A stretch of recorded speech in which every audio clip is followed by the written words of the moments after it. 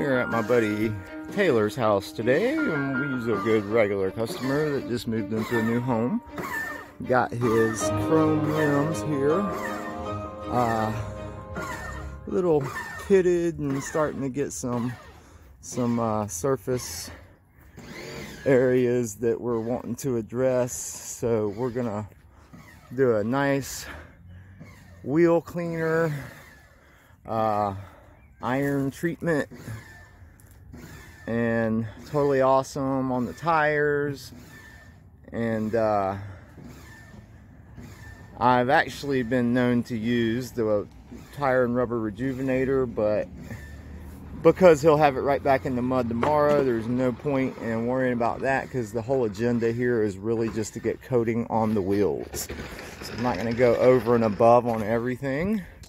We're going to focus on the minute hand.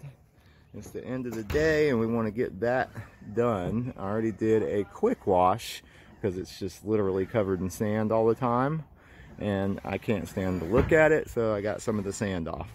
But again, our main focus is the wheels, and one of them has had the first process done with the Totally Awesome and the extreme iron remover by McKee's 37. Awesome stuff.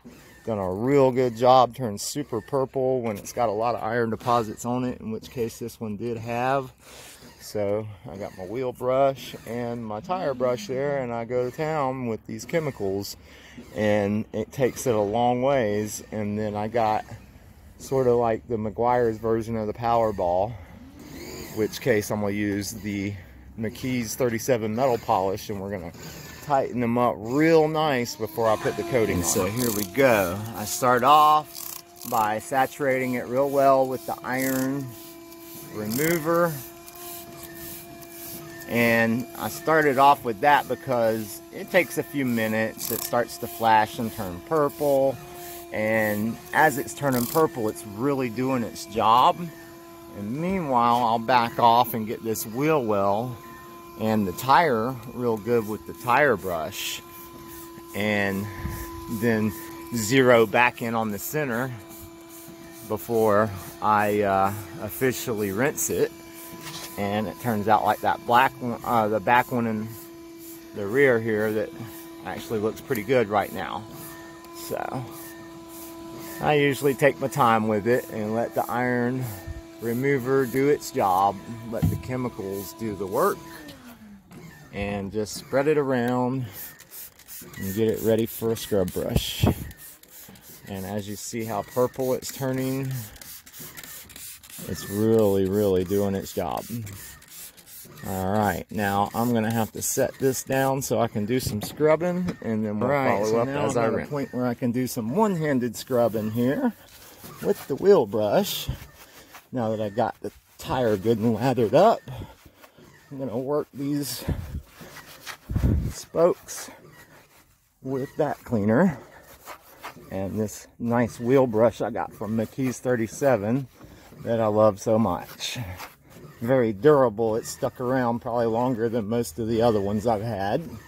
I got a few other ones that I use for different shapes, but this tends to be my go-to. And if you've been thinking about it, it's worth the investment. I enjoy having mine. I know sometimes it's nice to hear that from another detailer before you go spending the money.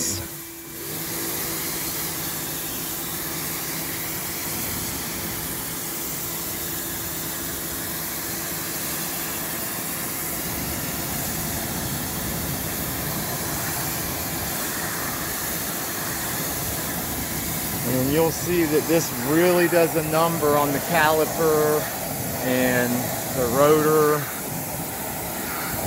And it really does good on the in-between parts where that brake dust just likes to settle in. It really gets those deposits really well. Love it. It's a great product for your 3-stage decontamination, as well as a really thorough wheel cleaning, in combination with a few others. I like to mix my Totally Awesome with a good acid wheel cleaner, and get that all-purpose out of it that way. And sometimes we find ourselves trying different chemistry experiments like that, being in the business of detailing and all. So I'm never scared to try it out, and if it don't work, I just take that one off the list. Sometimes it saves you time and money by experimenting. And then I get to report back to you guys if it works or not. So you see some pitted areas here that are going to need polishing. But overall it's cleaning up pretty nice. So I've used my power ball or spin ball, whatever you want to call it, along with my flex, both cordless, microfiber pad on the flex, and 2 different kinds of polishes. Got all in between the spokes with the power ball, and then went around the dish with the microfiber pad and got the edges best I could. So, excuse me, got the hiccups. Now I am starting a process with my tire and rubber rejuvenator, where I didn't use it before because I was saving it for the end. So we're going to clean it real good with the rejuvenator, clean off the rims real good, dry it real good. We're going to dress the tires first and then actually coat the rims with ceramic. All right, we ran a little late tonight, but we are done with the ceramic on these rims officially, even though I had to finish in the dark. It's turned out really decent for the amount of damage that was on the rim, and it took quite a bit of polishing. So they might need a little touch up tomorrow, but as of right now, considering they look really good, and all the focus was definitely on the wheels.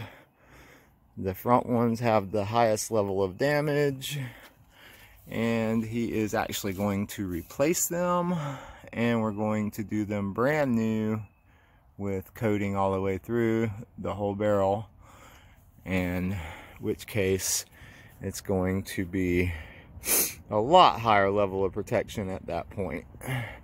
So we finished it up with a